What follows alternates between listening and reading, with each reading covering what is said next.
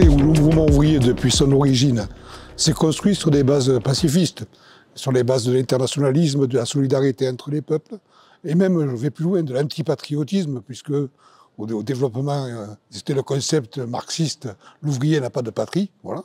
Donc le mouvement ouvrier français s'est construit sur ces bases-là. Alors, bien entendu, rien n'est linéaire. Quand la guerre est aux frontières, en 1914, ou quand c'est la lutte contre le fascisme, que ce soit la guerre d'Espagne ou la guerre en France à partir de 1939, la CGT s'est positionnée, mais pas positionnée pour la guerre. Elle s'est positionnée contre le fascisme, contre le nazisme.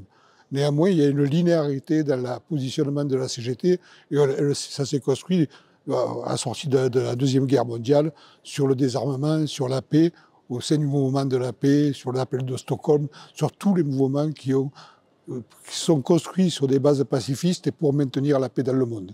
Donc on peut se dire que la CGT, depuis 1895, menait le combat pour la paix et essaie aujourd'hui encore de le mener avec ce qui se passe en Ukraine ou ce qui se passe à Gaza avec le conflit mené par Israël. Depuis 2017, notre fédération avec la CGT et l'association France-Palestine sommes investis dans une campagne intitulée « Les liaisons dangereuses des banques et assurances françaises dans la colonisation en Palestine ». Depuis 2017, en s'appuyant sur un rapport établi par un cabinet indépendant, nous avons démontré que certaines banques, grandes banques françaises et assurances, avaient des investissements dans des entreprises ou des banques israéliennes qui participaient à la colonisation. Au-delà de la colonisation, ces mêmes entreprises ont des investissements dans des sociétés d'armes comme Elbit Systems. Et nous leur avons demandé de mettre fin à leurs investissements dans les différentes entreprises israéliennes qui participent à la colonisation. À force d'intervenir à diverses occasions lors des comités centraux d'entreprise, nous avons réussi à faire que le groupe AXA se désinvestisse d'Elbit Systems en 2022, puis en 2024 des 3 banques israéliennes dans lesquelles il restait encore des investissements. Donc c'est quand même une belle victoire, comme quoi il ne faut pas désespérer et qu'on peut toujours réussir à obtenir des avancées dans ce domaine. Déjà, le groupe Thales est un groupe qui fait 50% de son chiffre d'affaires dans du matériel militaire. Et donc, nous, on essaye d'agir pour diversifier l'activité du groupe vers des activités plus civiles et aussi pour pouvoir intervenir sur les choix stratégiques, notamment vers quels clients on vend le matériel militaire.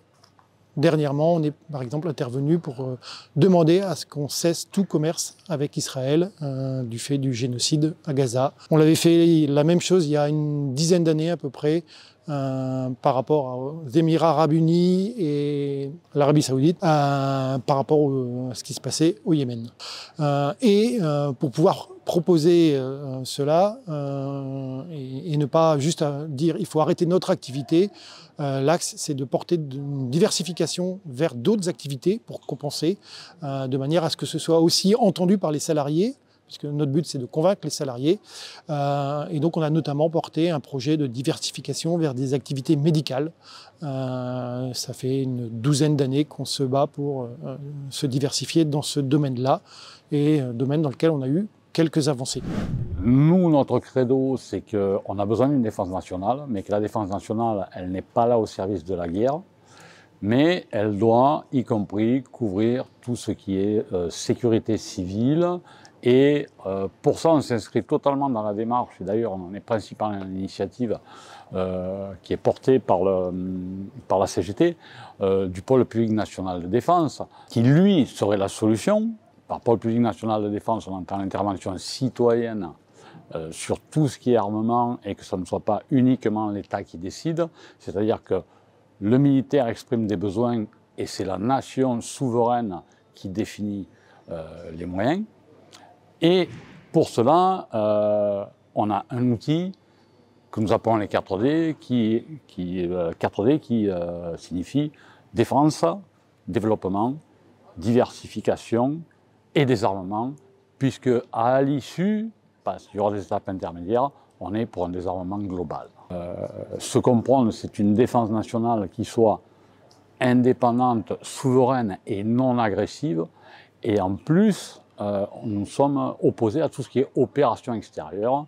On est uniquement sur la défense du territoire. Il n'est pas question pour nous d'aller jouer les gendarmes du monde et de se projeter, comme on a pu le voir récemment en Afrique, ou comme on voudrait nous faire croire actuellement, sur le front de l'Est, pseudo-front de l'Est, qui n'existera pas.